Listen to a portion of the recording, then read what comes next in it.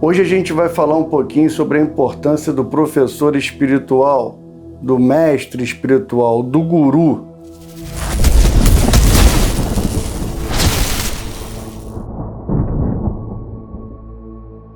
E como eu sempre digo, se você gosta do canal, se você acha que esse conteúdo é importante para o teu desenvolvimento espiritual, para o teu desabrochar, para o teu despertar espiritual, e não só para você, mas para outras pessoas, dê o like, compartilhe com os amigos e, se possível, deixe alguma sugestão, algum comentário que seja relevante ou então que seja de apoio para o canal. Isso é muito importante para que o canal cresça, para que o algoritmo perceba que ele tem relevância e assim eu consiga dar um pouquinho mais de tempo e atenção e quem sabe um dia me dedicar plenamente ao canal. Então vamos lá. Como eu disse para vocês, hoje eu vou falar um pouquinho sobre a ideia, sobre a importância do professor espiritual, do mestre espiritual, do guru, daquele que muitas vezes nos guia, nos conduz no caminho. Qual a importância do guru espiritual? Qual a importância do mestre? Quando a gente fala de professor espiritual, de despertar espiritual, despertar da consciência, eu acredito que uma das principais tarefas do mestre ou do professor é contribuir com o aluno de alguma forma positiva, mas de que forma?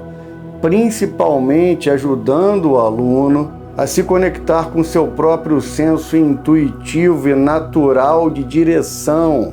Como diriam alguns mestres do Vedanta, aquele professor interno, adormecido, o guru que é você mesmo, mas que você ainda não percebeu, ainda não descobriu. O problema é que, infelizmente, a maioria das pessoas, elas não tem uma percepção disso. Elas praticamente não compreendem que dentro dela, nem compreendem, elas não têm um mínimo vislumbre que existe um professor interno, um guia subjacente.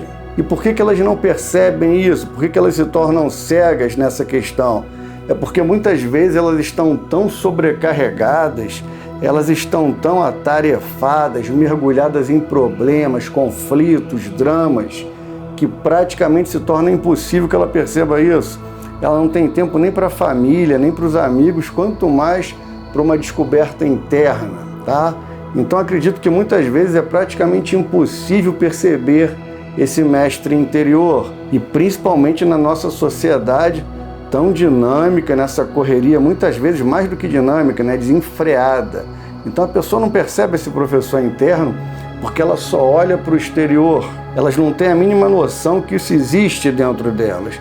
Em contrapartida, outras percebem que existe uma espécie de professor interior, mas elas ainda não têm, elas ainda não adquiriram a confiança necessária, digamos assim, a autoestima, que é imprescindível em qualquer caminhada, seja na caminhada no mundo material ou no plano espiritual de consciência. São pessoas que às vezes não acreditam muito nelas mesmas. Então eu diria que nessas situações, às vezes é necessário um professor exterior, pelo menos para dar algum tipo de direção, para ajudá-las a ver onde é que elas podem ir, até onde elas conseguem ir, ou melhor, para onde elas precisam ir.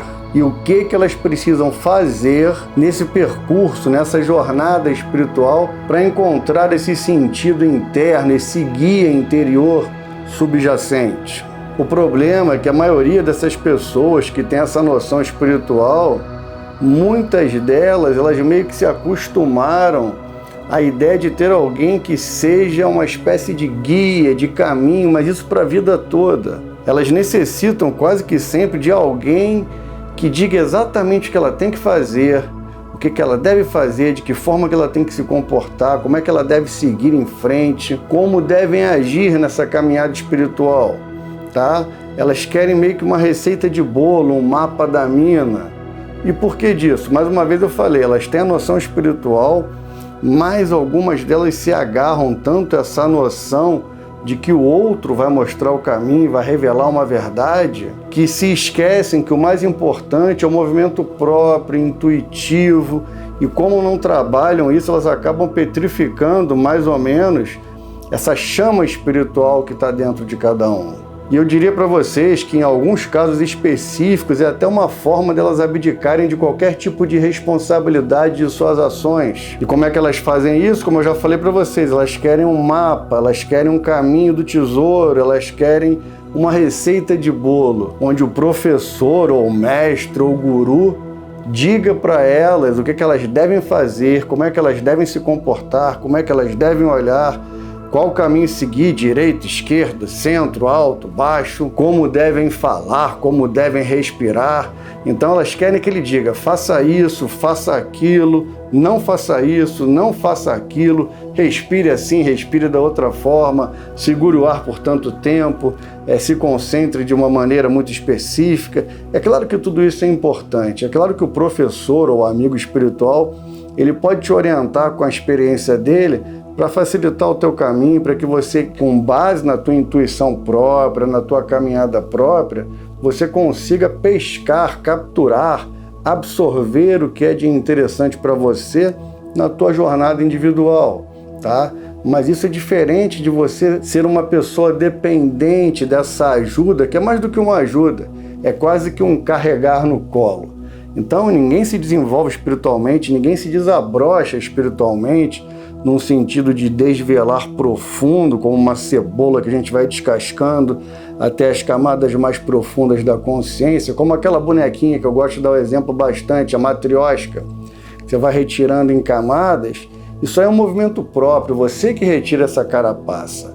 Alguém pode te orientar, mas nunca fazer o trabalho por você. Então, eu acho que o papel do mestre, ou do amigo, ou do professor espiritual, não é te dizer faça isso ou faça aquilo, mas sim, ele estabelece um link, ele consegue de alguma forma te conectar com a sua própria natureza, com a sua própria divindade interior, tá bom? Ele pode ter ferramentas facilitadoras para isso, seja pela uma parte intuitiva que ele consiga despertar em você, seja no início pela razão, por um hábito, por um condicionamento, por um treinamento, muitas vezes até seja de yoga, de oração, de mantra. Ele pode ser um facilitador, mas até um certo momento do caminho, tá? Jamais até o outro lado da porta. Ele pode te conduzir até a porta, mas não pensa que você passou da porta e chegou lá no processo de iluminação, no samadhi, ou na expansão de consciência máxima, se é que isso existe. Ao meu ver, isso é muito complicado falar assim, tá? Então, o amigo espiritual, o professor, o guru, ele é aquele que vai te conectar. Ele nunca vai te dar a receita do bolo prontinha ali. Ele vai falar, ó, você pode usar ovo, pode usar farinha, leite, mas também pode inventar um pouquinho a tua receita própria. E mesmo que você copie a receita dele, a receita nunca será igual, o bolo nunca será igual, porque os ingredientes nunca serão os mesmos. Nesse ponto eu lembro até um pouquinho do filósofo Heráclito, de Éfeso, da Grécia Antiga, que diz que ninguém entra duas vezes no mesmo rio. Então, vamos botar a ideia da receita de bolo. Por mais que você pegue aquela receita de bolo e tente reproduzir, os ingredientes nunca serão os mesmos, mesmo que eles sejam. O ovo não é o mesmo ovo. A farinha, ou o leite, ou a manteiga, sei lá como é que você vai fazer o teu bolo, o ingrediente, ele não é o mesmo que foi utilizado pelo mestre, pelo professor, tá bom? E em síntese, se o professor espiritual, se o guru disser, medite assim, medite da outra forma, medite pouco, medite muito, isso pode ajudar até certa medida, porque ele tem aquela experiência, mas só você vai perceber de verdade como é que você tem que fazer isso no teu caminho, tá? Então, porque se esse processo não for íntimo, não for próprio, você vai se aprisionar a uma espécie de hábito, de condicionamento, de não pensar, de não ter a experiência por conta própria. Na verdade, você não vai ter experiência por conta própria nenhuma. A única experiência que você vai ter vai ser a dependência. E essa dependência vai fazer com que você permaneça numa espécie de infância espiritual, tá? Não que você não possa meditar de acordo com a técnica de alguma escola específica ou de algum mestre. Muito pelo contrário, isso pode te ajudar muito. Mas se você não entender, não compreender o que acontece dentro de você e qual é a melhor forma que você vai meditar, qual é a melhor forma que você vai contemplar o mundo à sua volta, qual é o mestre que você vai se conectar mais, se é Jesus, se é Buda, se é Krishna, se é algum avatar muito específico, isso aí quem vai dizer é você. Na verdade, nem você. O não você, que mora dentro de você, entre aspas, que vai determinar isso? O papo já está ficando meio doido, mas a ideia é mais ou menos essa. Porque o problema desse caminho, que você tem a dependência de um mestre, de um guru, mas a dependência que eu digo para a vida toda, isso pode se tornar tão obscuro, de certa forma, uma muleta tão grande que você vai se tornar uma pessoa dependente e muitas vezes não vai conseguir caminhar com as suas próprias pernas. Eu acredito que em certo momento de nossas vidas a gente tem que aprender a florescer, a crescer sozinho. É uma espécie de desabrochar, é um ato de respirar. Não tem como ninguém, é exatamente isso, é um ato de respirar. Não tem como ninguém respirar para você, você que respira. Então a dica que eu dou para vocês é que a gente precisa olhar para dentro de nós, para o nosso guru interno, para o nosso guru interior, para o nosso professor, aquele que é subjacente, que está escondido ali por detrás de uma cortina do ego, mas que quando você o convoca com verdade e com convicção, com autoestima, ele responde ao teu chamado, tá? Esse guru interior, ele está dentro de todo mundo. Mas muitas vezes as pessoas têm grande dificuldade de encontrar esse guru porque é um problema muito comum na vida das pessoas. Elas se acostumam de tal forma com esses condicionamentos, com essas crenças limitantes, até no mundo espiritual, que elas acabam se acomodando. E essa maneira acomodada de ser, ela acaba camuflando algumas coisas que a gente sabe que tem que fazer, mas que simplesmente a gente não faz. A gente fecha os olhos para essas coisas, a gente finge que não compreende, finge que não sabe, mas lá no íntimo você tem plena certeza, você sabe o que deve ser feito, nem que seja de maneira inconsciente. Algumas pessoas têm isso de forma consciente também, mas digamos que se você não tiver isso de forma totalmente lúcida e consciente, no teu inconsciente isso está adormecido. Mas eu tenho certeza que se todo mundo procurar no íntimo, nas camadas mais profundas da consciência, por detrás do ego, da matriosca, dessas camadas que estão sobrepostas, essas camadas do ego, a gente sabe lá no fundo o que deve ser feito. A gente sabe o que está funcionando na nossa vida e o que não está, o que está fluindo e o que não está, tá? Por mais que muitas vezes a gente se mascare, não para os outros, mas para nós mesmos, beleza? Então a dica que eu dou para vocês é que se vocês não perceberem esse fluxo de importância, esse movimento interno, se vocês não entrarem nessa canoa, o momento pode passar nessa vida. Então percebam quais partes das nossas vidas, das vidas de vocês todos, quais partes são funcionais e quais partes não são funcionais. O que está sendo engrandecedor, que está te transformando num ser humano melhor? O que desperta a sua consciência? O que atrapalha o processo de despertar de consciência? Porque muitas vezes a gente acha que aquilo que é agradável é aquilo que contribui para o despertar espiritual. Mas nem sempre é, normalmente é até o contrário.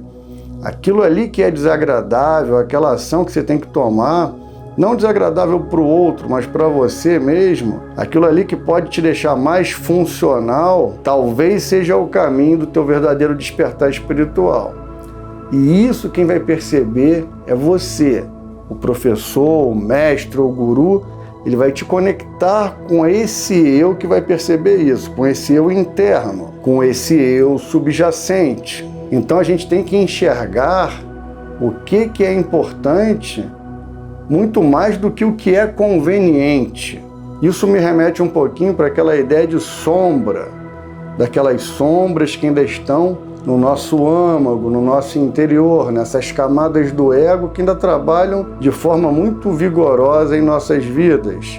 Então acredito que o mais importante é que a gente saia desse fingimento, que a gente saia dessa camuflagem, porque essa camuflagem ela esconde o indivíduo dele mesmo. E para sair dessa camuflagem não é o professor, não é o mestre, é você que vai dar o primeiro passo. E quando a gente percebe de forma verdadeira que é hora da mudança, que é hora da transformação interior, da transformação visceral, profundamente íntima, a gente caminha com os nossos próprios passos, com as nossas próprias pernas, direcionados pelo nosso guru interior, guiados pelo nosso guru interior. E assim a gente começa a compreender a vida não só com os olhos físicos, mas com os olhos da alma, com a visão da consciência cósmica, com a visão do todo, daquilo que se manifesta muito além da matéria, que está na matéria, mas que transcende a matéria, daquilo que manifesta a matéria,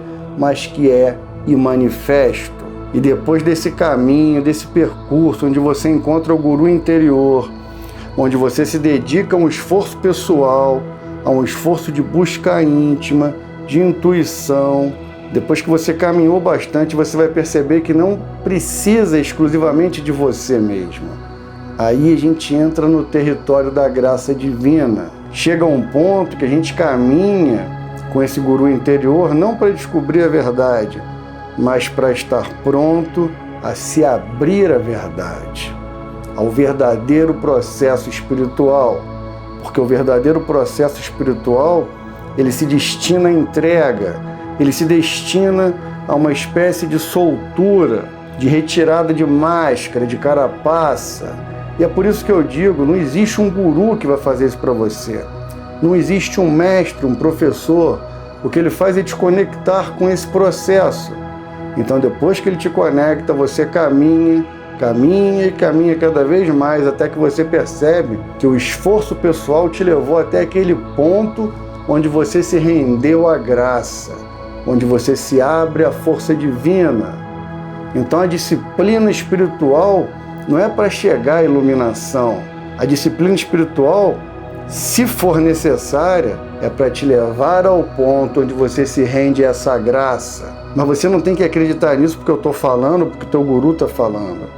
Você tem que perceber por conta própria que a sua conexão com a divindade é muito maior do que qualquer esforço pessoal ou qualquer esforço de algum guru que tente te impor um método quadrado, condicionado, onde você nunca vai sair dessa gaiola, tá bom?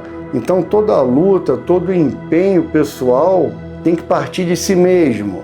E chega o momento que essa luta e esse empenho pessoal, ele vai te levar a um ponto onde você se rende à verdade. E essa verdade vai te dizer que não importa qual caminho espiritual você seguiu, se é um caminho devocional, se é um caminho religioso, contemplativo, meditativo, filosófico, seja no espiritismo, na Umbanda, na igreja adventista, sei lá, no budismo, nas diversas tradições do hinduísmo, no tantra, isso aí pouco importa o credo, pouco importa a religião, se você é muçulmano, se é judeu, se é cristão, nada disso importa. O que realmente importa em nossa jornada espiritual, em nosso caminho, em nossa trilha espiritual, nesse processo de despertar e de expansão de consciência, é aquilo que nos conduz a uma entrega autêntica, a uma entrega sincera, a uma abertura real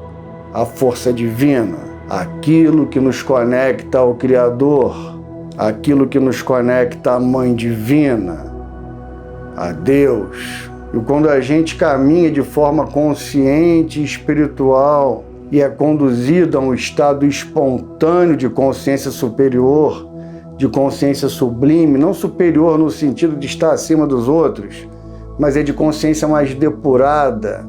Quando a gente chega nesse estágio, tudo se torna espontâneo, é um soltar, é um desapego autêntico. Não que esse processo seja definitivo, mas quando isso acontece pelo menos uma vez, você percebe que o mais importante não é a dedicação no caminho, mas é o momento da entrega. E é por isso que não importa a prática ou o formato espiritual, não importa a disciplina espiritual. O que importa é estar aberto à força divina. Eu acho que quem fala isso é o Sri Aurobindo, e ele é muito feliz quando coloca isso. Quanto mais você se abre à força divina, mais você se conecta à divindade, mais tudo isso se torna natural. E quando você perceber isso, subitamente, como se fosse uma espécie de insight, de acordar de um sonho que você não sabia nem que estava sonhando, você vai perceber que cada passo do teu caminho, cada passo ao longo da tua jornada espiritual, que cada passo consciente, até inconsciente também, mas principalmente o passo consciente, onde você percebe o que está fazendo, com certa clareza, ele é repleto de presença e de vida. E cada passo que você dá, ele é importante não pela dedicação só, mas pela oportunidade. Cada movimento é uma oportunidade, é uma próxima oportunidade para se entregar, para se abrir.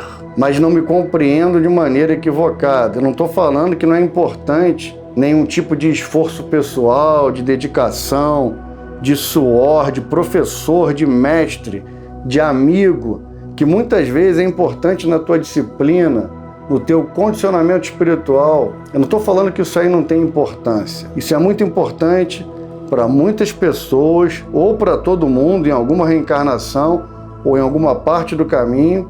Isso é essencial, mas isso é essencial não para te conduzir à verdade ou à iluminação.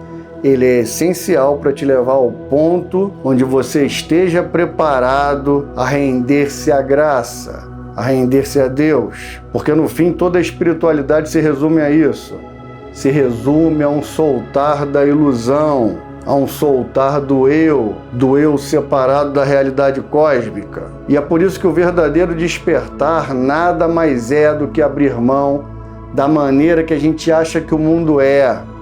Ou melhor, de como é que a gente acha que o mundo deveria ser. Quando a gente abre mão disso, quando a gente abre mão de que o mundo deve servir às nossas vontades, mas precisa ter coragem para isso, precisa ter empenho em certa parte do caminho. Quando a gente percebe isso, a compreensão da entrega vem à tona. E é claro que cada um vai perceber, ou vai compreender, ou vai ter uma noção muito própria do que é esse soltar. Cada um vai identificar em sua vida o que esse soltar significa.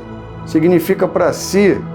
Do que a gente precisa realmente abrir mão. É de uma pessoa, é de um objeto, é de uma posição. Se isso vai ser fácil ou vai ser difícil, não tem a menor importância. Porque o importante, no fim de tudo isso, é soltar.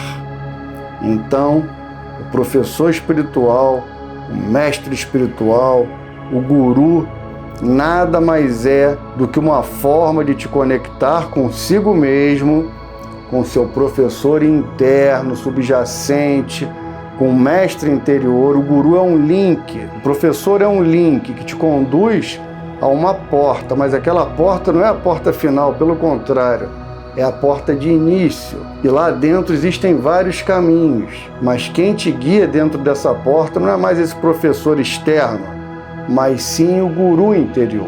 E nesse ponto você percebe que o mais importante não é a disciplina, não é o caminho de empenho, de suor, mas sim o momento de entrega. Então, se você tem disciplina espiritual, parabéns, isso é muito importante. Se você tem um professor, um mestre que te ajuda muito, parabéns, isso é muito importante. Mas além de tudo isso, você tem que compreender que o mais importante é o momento da entrega, é o momento do soltar, é o momento que você percebe que sem o desapego real você não consegue despertar a consciência de forma vigorosa, de forma definitiva, de forma autêntica. Então, tudo isso faz parte de um processo para te levar àquele ponto onde você vai se render à graça da divindade. E aí não sou eu que vou te dar uma resposta. O que tem depois de tudo isso, só Deus sabe, tá bom? Desde já o meu muito obrigado e, como eu sempre digo, Namastê.